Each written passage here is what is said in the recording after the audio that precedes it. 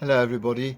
Today in 1966, the Aberfan disaster killed 116 children and 28 adults. One of those huge mountains of slag that surrounds coal mines collapsed and tipped over a school. And the miners who were working below ground came up, and a reporter who arrived shortly afterwards wrote this. The moment the news reached them, hundreds of miners abandoned the coalface. There they were, their faces still black, save for the streaks of white from the sweat and the tears, as they dug, prayed, and wept. They were digging for their own children. Every so often someone would scream out and there'd be silence and we'd stand frozen. Was that the cry of a child? Sometimes it was, and some were saved. I saw a burly policeman, his helmet comically lopsided, carrying a little girl, her legs dangling, her shoes missing. Thank God she was alive. The men dug all day and night, and all the next day. They dug until there were no more faint cries and no more hope. And still they kept digging. They were digging for bodies now. And I think Aberfan is worth remembering in that kind of detail, because that's the kind of detail that is being endured by people all over the world. So many natural disasters that cause untold suffering, and the repercussions go on and on, long, long after they've stopped being in the news.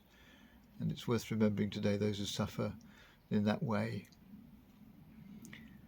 And I mention it too because the reporter who wrote that piece was a young John Humphreys, later a very eminent journalist, as you'll know. And he said that that experience had undermined his faith. He grew up in a church, he was a choir boy, but he could no longer go on believing after having seen what happened at Aberfan. And I don't intend in this short video to try and explain the problem of suffering. I can't. It's a mystery. All that comforts me is the knowledge that Jesus, who was, I believe, God in human form, also knew that sense of confusion, that sense of puzzlement, when he on the cross said, "Why have you forsaken me?" How he was asking effectively, can you, a loving God, allow this to happen to me, or indeed I'm sure was included in his statement, anybody.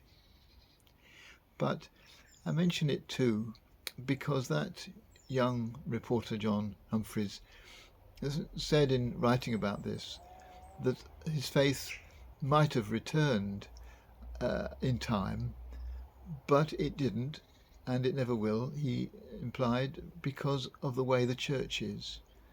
And so this latter part of this talk is for Christians, really, because the church does let Christ down in so many, many ways. Not only its institution, but also the people like you and me who are in it.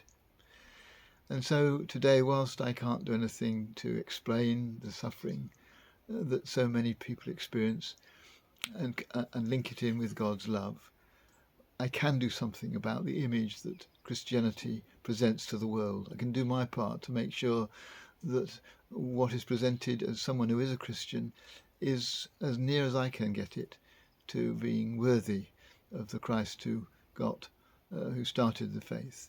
And my contribution to the life of the church, I hope, contributes to helping it to be a rather more worthy agent of Christ, one which speaks out on behalf of the poor, which sets people free rather than imprisoning them in ideology, that brings people genuine comfort and hope.